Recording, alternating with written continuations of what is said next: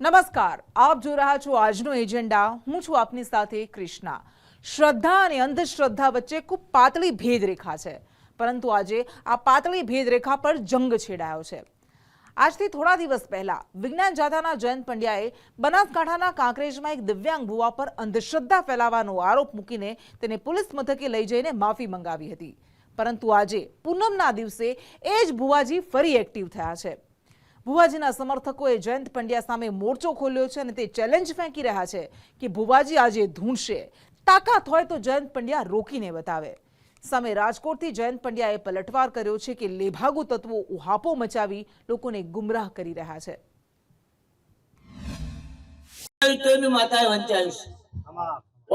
Mobile number ની માતા વંચાવીશ તો જરૂર ભરખો રાખશો, જરૂર પૂરું કરશે. આ ધૂણવાનો જૈન પંડ્યાની થાળી કરી નાખે. હું ધૂણવાનો. ગુજરાતમાં આજ સુધી અનેક ભુવાની અંધશ્રદ્ધા ફેલાવવાના ગુનામાં ધરપકડ થઈ છે, પરંતુ આજે એક અજીબોગરીબ ઘટના બનાસકાંઠાથી સામે આવી છે, જેમાં હજારો લોકો એક ભુવાજીના સમર્થનમાં ઉતર્યા છે અને વિજ્ઞાન જાથાનો વિરોધ કરી રહ્યા છે. બનાસકાંઠાના થરામાં વહાણવટી સિકોતર માતાનું મંદિર છે, જ્યાં વાઘજી ભુવાજી સેવક તરીકે કામ કરે છે અને ધૂણે છે. પરંતુ આજથી 3 દિવસ પહેલા એટલે 12 ડિસેમ્બરના રોજ અંધશ્રદ્ધા નિર્મૂલનનું કામ કરતા વિજ્ઞાન જાથાના જયંત પંડ્યા થરા પહોંચે છે અને દોરા ધાગા કરી રોગ મટાડી આપનારા વાઘજી ભુવાજીની અટકાયત કરાવે છે. પોલીસની હાજરીમાં વાઘજી ભુવાજી માફી માંગે છે અને આજ પછી તે ધૂણવાનું બંધ કરશે તેવી ખાતરી પણ આપે છે. અમારું કામ છે તો હજી કીધું છું, અમારું કામ છે અંધશ્રદ્ધા ફેલાવતા આવા દોરા બાંધો છો, માથા ન કરો છો. તમને શું કીધું તું?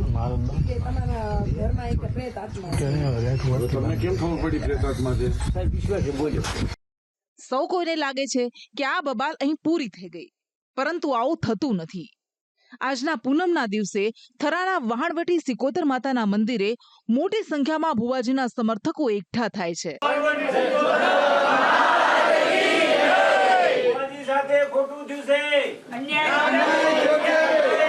અને આરોપ લગાવે છે કે જયંત પંડ્યાએ ભુવાજી સાથે ખોટું કર્યું છે. જે બાદ વાઘજી ભુવાજી પડકાર ફેંકે છે કે હું તો ધૂણીશ. આ ધૂણવાનો જૈન પંડ્યાની થાળી કરી નાખે. હું ધૂણવાનો.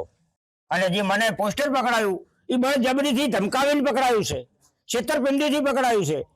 એટલે હું ગભરાઈ ગયો. બોલા ભાઈ સાહેબ, હું એકલો હતો. જૈન પંડ્યાને એવું કહેવા માંગુ છું કે આવી જા બનાસકોઠા.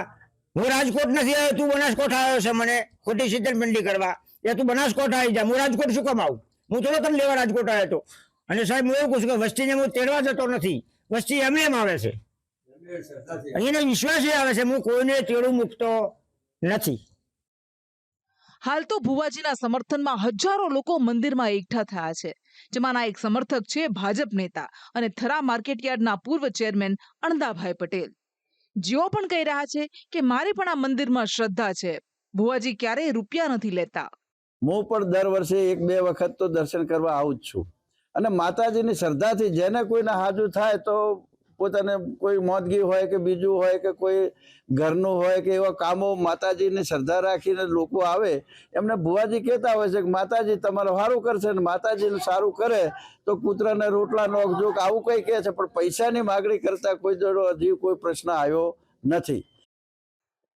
બીજા એક સમર્થક કહી રહ્યા છે કે આ ભુવાજી તાંત્રિક નથી, તાંત્રિક સામેની કાર્યવાહીમાં અમને કશો વાંધો નથી. સમય અગાઉ અહીંયા વિજ્ઞાન જાથાના જે જયંત પંડ્યા છે એ આવ્યા હતા. એ ઘણી જગ્યાએ તાંત્રિક વિધિઓ કરતા હોય એવા ભુવાઓને પકડીને ગુનો દાખલ કરતા હોય છે, પરંતુ આ ભુવાજી તાંત્રિક નથી. મહત્વનું છે કે ભુવાજી કહી રહ્યા છે કે તે રૂપિયા નથી લેતા, ધર્માદા કરાવે છે, પક્ષીને ચણ નખાવે છે. પરંતુ વિજ્ઞાન જાથાના જયંત પંડ્યાના આરોપો મુજબ ભુવાજી દોરા ધાગા કરી રોગ મટાડવાનું કહીને અંધશ્રદ્ધા ફેલાવે છે, જે કાયદા મુજબ ગુનો બને છે, જેને લઈને તેમણે ભુવા પાસે માફી પણ મંગાવી હતી. સત આગળ આવ્યું છે ને સત ના હોત તો મારું આગળ ના હોત. શું કશું હાલના વિવાદ પર જયંત પંડ્યા કહી રહ્યા છે કે ઘટનાને લઈને ખોટી રીતે ઉહાપો મચાવવામાં આવી રહ્યો છે. એને કીધું કે તમે માથું દુખે છે અથવા કેન્સરના કોઈ રોગી હોય એને તમે આવા દોરા બાંધી દો અને એને વધારે દુખાવો થાય અથવા મોતને પેટે જવાબદાર કોણ, એની પાસે કોઈ જવાબ નહોતા. વિજ્ઞાન જાથા બહુ તટસ્થ રીતે કામ કર્યું છે. પોતે દિવ્યાંગ છે એટલે એના તરફ વિશેષ લાગણી રાખેલી હતી. અમે પરામર્શ કરીને ત્યાં માન સન્માન સહિત પોલીસ સ્ટેશને લાવવામાં આવેલ હતા. ત્યાં પણ એની મેળે હાથ જોડીને પોતે પગે લાગીને માફી માંગી. તો એને આ બધી હકીકતને વિકૃત સ્વરૂપે કોઈ લેભાગુઓએ આખું ષડયંત્ર કરી અને ભુવાના આડની અંદર તો પોતે રોટલા શેકતા હોય કે એની દુકાન ચાલતી હોય અને બંધ થઈ જાય તેવું લાગતા તે ખોટો ઉહાપો શરૂ કર્યો છે. જો કે હાલ શ્રદ્ધા અને અંધશ્રદ્ધાને લઈને વાઘજી ભુવાજી અને વિજ્ઞાન જાથાના જયંત પંડ્યા સામ સામે પડકારો ફેંકી રહ્યા છે. ભુવાજી કહી રહ્યા છે કે હું તો ધૂણીશ. બીજી બાજુ જયંત પંડ્યા કહી રહ્યા છે કે અંધશ્રદ્ધા ફેલાવવા બદલ તેમની સામે કાર્યવાહી થવી જોઈએ. આ બધા વચ્ચે રાજ્યની પોલીસ ઊંઘતી હોય તેવું લાગી રહ્યું છે. જો ભુવાજી અંધશ્રદ્ધા ફેલાવી રહ્યા છે તો તેમની સામે કાર્યવાહી થવી જોઈએ. ભુવાજી અંધશ્રદ્ધા ફેલાવે છે કે નહીં તે ચકાસવાનું કામ સામાન્ય નાગરિકોનું નથી, પોલીસનું છે. પરંતુ હાલ આ વિવાદમાં તંત્ર આરામ ફરમાવી રહ્યું છે અને ભુવાજીના સમર્થકો અને વિજ્ઞાન જાથાવાળા માથે વળગ્યા છે. બ્યુરો રિપોર્ટ, સંદેશ ન્યૂઝ. પોરબંદરમાં આજે એક સ્મશાન યાત્રા નીકળી હતી. ટ્રેક્ટર પર નીકળેલી આ સ્મશાન યાત્રામાં હજારો લોકો બેનર્સ અને પોસ્ટર્સ સાથે જોડાયા હતા. આ સ્મશાન યાત્રા કોઈના મૃત્યુ પર નહીં પરંતુ લોકો પર તોળાતા મોતના ખતરાને લઈને નીકળી હતી. ત્યારે પોરબંદર વાસીઓને શેનો લાગી રહ્યો છે ડર અને કેમ કાઢી આવી અનોખી સ્મશાન યાત્રા, જોઈએ આ રિપોર્ટમાં. પોરબંદરમાં આજે નીકળેલી વિચિત્ર સ્મશાન યાત્રા વિરોધના સ્વરૂપે કાઢવામાં આવી હતી. સામાજિક સંસ્થાના આગેવાનીમાં નીકળેલી આ સ્મશાન યાત્રા સેવ પોરબંદરના એજન્ડા હેઠળ સામાજિક સંસ્થાઓએ યોજી હતી. આ યાત્રા પોરબંદર જિલ્લા માટે કાળમુખા સમાજ જેતપુરના ઝેરી પાણીના નિકાલ માટે શરૂ કરાયેલી એક યોજનાના વિરોધમાં કાઢવામાં આવી હતી. સરકારની એક યોજના છે જેમાં જેતપુરના ડાઇંગ મિલોનું ઝેરી અને પ્રદૂષિત પાણી શુદ્ધ કરી પોરબંદરના દરિયામાં છોડવાની યોજના છે, જેના માટેની તમામ મંજૂરીઓ રાજ્ય તેમજ કેન્દ્ર સરકારે આપી દીધેલી છે અને હાલ પાઇપલાઇન નાખવાની કામગીરી પૂર્ણતાને આરે પહોંચી છે. તેવામાં પોરબંદરના શહેરીજનો ડરે છે કે આ યોજનાથી પોરબંદરનો દરિયો પ્રદૂષિત થશે, દરિયાઈ જીવસૃષ્ટિ નષ્ટ થશે. આજ પાણી ચોખ્ખું થાય એવી ટેકનોલોજી આખી દુનિયામાં છે, તો તમે પાણી ચોખ્ખું કેમ નથી કરતા? અને એ પાણી ચોખ્ખું કરીને તમે જ લોકો કેમ નથી વાપરતા, ઉદ્યોગકારો? શા માટે પોરબંદરના દરિયામાં આ પાણી નાખવાની, લાઈન નાખવાની અને આટલા કરોડોનો પ્રજાનો ખર્ચ તમે પ્રજાના મોત માટે વાપરો છો, અમારા ટેક્સ એક શા કારણે? આ યોજનાનો કોઈ મતલબ જ નથી, કોઈ તથ્ય નથી. તો પોરબંદર કોઈ પણ કારણ વગરનું આના માટેના જવાબદાર શું કામ બને? આના માટેનું હેરાનગતિ પોરબંદર શું કામ ભોગવે? પોરબંદરમાં મોટી સંખ્યામાં માછીમાર સમાજ વસવાટ કરે છે. માછીમારો દરિયામાંથી પોતાનું ગુજરાન ચલાવતા હોય છે, પરંતુ જો ઉદ્યોગોનું પ્રદૂષિત પાણી પોરબંદરના દરિયામાં ઠલવાશે તો માછીમારોને મોટું નુકસાન થશે, જેના કારણે માછીમાર સમાજ પણ આ પ્રોજેક્ટના વિરોધમાં ઉતર્યું છે. આની અસર એ રીતે પડે છે મચ્છીમારો ભાઈઓ ઉપર કે એને દૂર સુધી જવું પડે છે મચ્છી પકડવા માટે, અને એની પાછળનો જે કોસ્ટિંગ છે, મેઇન કોસ્ટ ડીઝલનો વધી જાય છે. તો એમાં જે ડીઝલનો કોસ્ટ વધી જાય તો એનો ફિશિંગનો પીરિયડ વધી જાય, અને આવનારા દિવસોમાં આપણે જે ફિશની ક્વોલિટી છે એમાં પણ આપણે ખાઈ નહીં શકીએ. અત્યારે જેમ કે આપણે એમ કહીએ છીએ કે ભાઈ ઓમેગા 3 જેવો પ્રોડક્ટ તો આપણે એમાં મળે, તો એનાથી આપણે સ્વચ્છતા પણ મળે છે, તો એનાથી મેડિકલ ફિલ્ડમાં પણ એ અસર પડશે. બીજી તરફ પોરબંદર શહેરના સામાન્ય નાગરિકો પણ આ પ્રોજેક્ટનો વિરોધ કરી રહ્યા છે. પ્રદૂષિત પાણી તેમના દરિયામાં છોડાતા રહીશોમાં ચામડીના રોગ સહિત અનેક બીમારીઓ થશે તેવો લોકોને ડર સતાવી રહ્યો છે. એટલે એકને ગોળ અને એકને ખોળ. જેતપુરને ધંધા ઉદ્યોગ આપો, જેતપુરના લોકોનું આરોગ્ય સુધારો, પણ પોરબંદરના માછીમારના ધંધા ઉદ્યોગને બરબાદ કરો, પોરબંદરના લોકોનું સ્વાસ્થ્ય બગાડો અને પોરબંદરના દરિયાને નષ્ટ કરો. એ આ સરકારની નીતિ હોય એવું લાગે છે. મહત્વનું છે કે આજની આ સ્મશાન યાત્રામાં યુવાનો, વૃદ્ધો તેમજ નાના બાળકો પણ જોવા મળ્યા હતા. જો કે બાળકોએ વિવિધ કૃતિઓ રજૂ કરી આ પ્રોજેક્ટનો વિરોધ કર્યો હતો. રવિવારના રોજ યોજાયેલી સ્મશાન રેલીમાં મોટી સંખ્યામાં લોકો ઉમટી પડ્યા હતા, પરંતુ સ્થાનિક ધારાસભ્ય અને સાંસદ સભ્યએ મૌન સેવ્યું છે. જો કે શહેરીજનો અને માછીમાર સમાજ તેમજ સામાજિક સંસ્થાઓએ આગામી સમયમાં આ યોજનાનો ઉગ્રતાથી વિરોધ કરવાની ચીમકી આપી છે. ત્યારે સ્મશાન યાત્રાની કેટલી અસર જોવા મળે છે તે તો હવે સમય બતાવશે. બ્યુરો રિપોર્ટ, સંદેશ ન્યૂઝ. અને રાજ્યમાં છેલ્લા કેટલાક સમયથી ભારતીય જનતા પાર્ટીમાં સબ સલામત નથી. ભારતીય જનતા પાર્ટીમાં આંતરિક જૂથવાદ હવે ચરમસીમાએ પહોંચ્યો છે. એ સૌરાષ્ટ્ર હોય કે ઉત્તર ગુજરાત, ભાજપ નેતા સામે ભાજપ નેતાઓનો વાદ દિવસે ને દિવસે વકરી રહ્યો છે. નેતાઓની આંતરિક લડાઈને કારણે હવે ભારતીય જનતા પાર્ટીમાં આ અસંતોષ, આ નારાજગીનો ચર ઉઠ્યો છે. ક્યાં જોઈએ આ રિપોર્ટમાં. દુનિયાની સૌથી મોટી પાર્ટી એટલે ભારતીય જનતા પાર્ટી. તેમાં પણ ગુજરાત તો આ ભારતીય જનતા પાર્ટીની પ્રયોગશાળા ગણાય છે. પરંતુ પ્રયોગશાળા ગણાતા ગુજરાતમાં ભારતીય જનતા પાર્ટીના નેતાઓ વચ્ચે શરૂ થયેલા આંતરિક જૂથવાદે ચર્ચા જગાવી છે. જેમાં સૌથી પહેલા વાત એશિયાના સૌથી મોટા ઊંઝા માર્કેટિંગ યાર્ડમાં ભાજપ નેતા સામે ભાજપ નેતાના જામેલા જંગની. ઊંઝા એપીએમસીમાં ચૂંટણી યોજાઈ રહી છે, જેમાં ભાજપના જ 3 જૂથ આમને સામને પડ્યા છે. એક બાજુ છે ધારાસભ્ય કિરીટ પટેલનું જૂથ, બીજી બાજુ છે પૂર્વ મંત્રી નારણ પટેલના પૌત્ર અરવિંદ પટેલનું જૂથ અને ત્રીજું છે પૂર્વ ચેરમેન દિનેશ પટેલનું જૂથ. મહત્વનું છે કે આ ચૂંટણી ભાજપે મેન્ડેટ આપ્યા બાદ ત્રણેય આગેવાનોના જૂથે પોતપોતાની ઉમેદવારી નોંધાવી છે. હાલ મળતી માહિતી મુજબ સોમવારના મતદાન પહેલા ધારાસભ્ય કિરીટ પટેલ અને પૂર્વ ચેરમેન દિનેશ પટેલ પોતાના મતદારોને અજ્ઞાત સ્થળે ખસેડ્યા છે, જે સોમવારે સીધા તેમને મતદાન મથકે લાવશે. બીજો વિવાદ છે મોરબી જિલ્લાના ભાજપનો, જ્યાં એક કાર્યક્રમની પત્રિકામાં નામ ન છાપતા વિવાદ શરૂ થયો છે. પરંતુ આ પત્રિકા તો વિવાદનું નિમિત્ત બની છે, જેણે ચિંગારીનું કામ કર્યું છે. આખો મામલો એવો છે કે મોરબીની ભાજપ શાસિત જિલ્લા પંચાયતના સિંચાઈ વિભાગના ચેરમેન ભાજપ નેતા અજય લોરોયા છે, જેમનું નામ એક કાર્યક્રમની પત્રિકામાં ન છપાતા તેમણે આરોપ લગાવ્યો છે કે વિસ્તારના ભાજપના ધારાસભ્ય કાંતિ અમૃતિયા કિન્નાખોરી રાખીને આવું કરે છે. તો સામે કાંતિ અમૃતિયાએ સ્પષ્ટતા આપી છે કે મારે કોઈ કિન્નાખોરી નથી. રાજનીતિમાં ઘર સુધી પહોંચવું અને પોતાની લીટી લાંબી નહીં કરવી પણ બીજાની ટૂંકી કરવી, એક આ મારા વિરોધના વિચારો છે, જેમાં મારું મન કામ નહીં કરતું. પણ જે આજે સવારે જિલ્લા પંચાયતમાં લોકાર્પણનું કામ હતું અને મારું નામ નથી, તો હું તો સ્વાભાવિક એવું માનું છું કે આ કિન્નાખોરી કહેવાય. જે રાજકારણ છે ચરમસીમાએ જઈ રહ્યું છે, કે અંદરો અંદર થોડોક જૂથવાદ પણ છે અને આખું મોરબી પણ જાણે છે. તો કદાચ હું તો એવું માનું છું કે કદાચ નામ ભૂલથી કદાચ કટ થઈ ગયું હશે, પણ મારા મનમાં એવું કંઈ છે નહીં. મારી કોઈ કિન્નાખોરી જ નથી.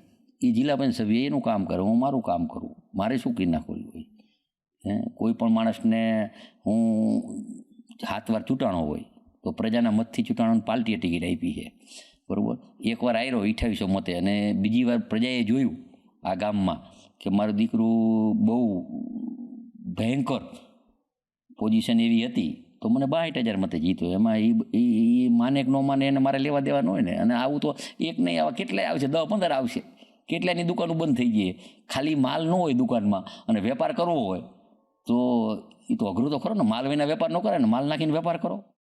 જો કે આજે જિલ્લા ભાજપના ઉપપ્રમુખે સ્પષ્ટતા આપી છે કે પત્રિકામાં જે તે વિભાગના ચેરમેન સિવાય કોઈના નામ હોતા નથી. જે ચેરમેનોના અને પ્રમુખ ઉપપ્રમુખ ધારાસભ્ય સહિત જે લોકોના નામ લખવાની જે પરંપરા છે ચાલી આવે છે, એ જ મુજબ આજે પણ આમંત્રણ પત્રિકા છપાવવામાં આવી હતી.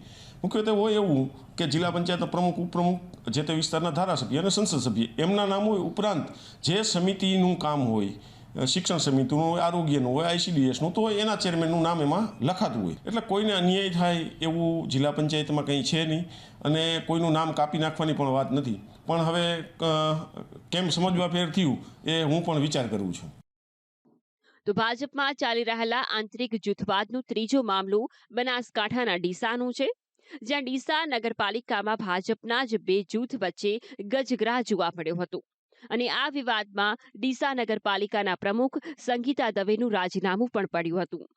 જો કે રાજીનામા પર સંગીતા દવેએ આરોપ લગાવ્યો છે કે ધારાસભ્ય પ્રવીણ માળી માનસિક ત્રાસ આપી રહ્યા છે અને નિયમ વિરુદ્ધ કામ કરવા મારી ઉપર દબાણ કરતા હતા.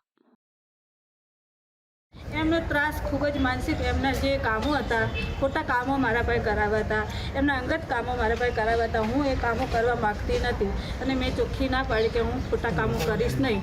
એ મને ખૂબ એ પ્રમાણે મને દબાણ આપતા હતા અને ત્રાસ આપતા હતા. કયા કામો કરવાની વાત કરતા હતા? એમના અંગત કામો. શું વિવાદ હતો? હા, એ એમના જે અંગત કામો હતા એ જ પ્રશ્ન છે, એના લઈને મને ખૂબ દબાણ આપતું. ટીપી વાળો વિવાદ હતો? હા, એમને ટીપીનો એ બધો અને અમુક આપણા સદસ્ય છે એમના ખૂબ દબાણો છે. આપણા શાસક પક્ષના નેતા હોય, આપણા ઉપપ્રમુખ, એમના બધા જે દબાણો કરીને બેઠા છે એ દબાણો હું ના એમના તોડાવું અને ખોટું કામ મારા પાસે કરવા માંગતા હતા, હું નથી કરતી. એટલા માટે એમને મને ખૂબ જ ત્રાસ આપ્યો. આ દબાણો બાબતે આપણે કોઈ નોટિસો આપી છે? હા, નોટિસો નગરપાલિકામાંથી આપેલી છે. આપણે ભ્રષ્ટાચાર કર્યો છે એવા પણ આક્ષેપ ગઈકાલે લાગ્યા હતા, શું કહેશો?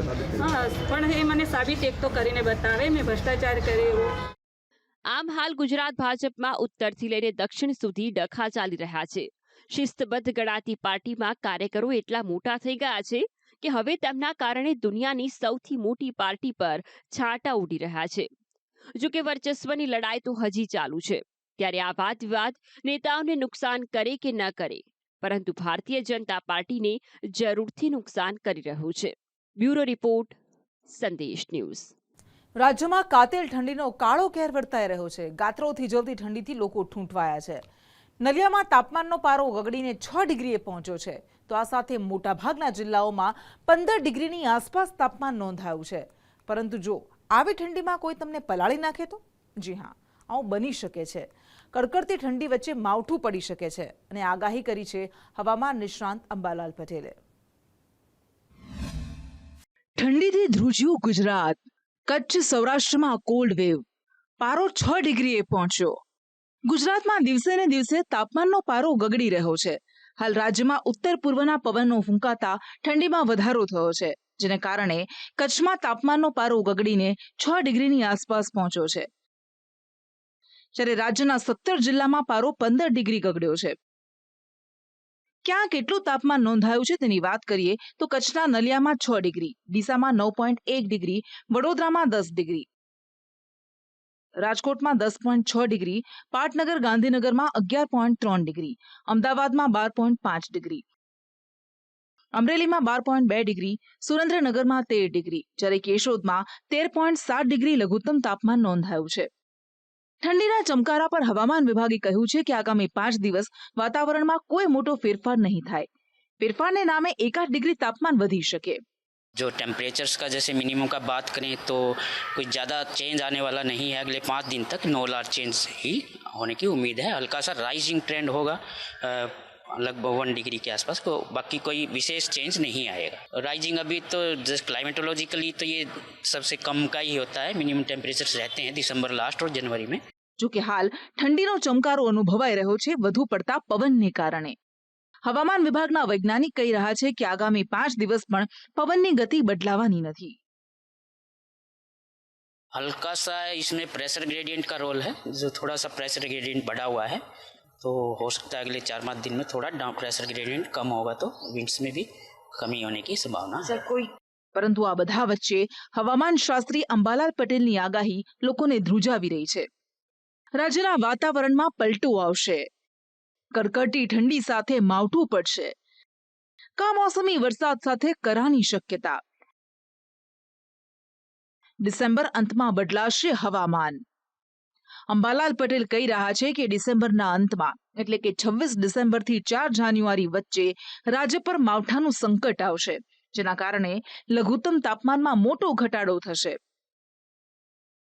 બંગાળ ઉપસાગરની જે સિસ્ટમ બની છે તેના ભેજના કારણે હમણાં તારીખ 16થી 22-24માં પૂર્વ ગુજરાતના ભાગોમાં અને દક્ષિણ ગુજરાતના ભાગમાં વાદળવાયુ આવે, ક્યાંક છાંટા થવાની શક્યતા રહી શકે.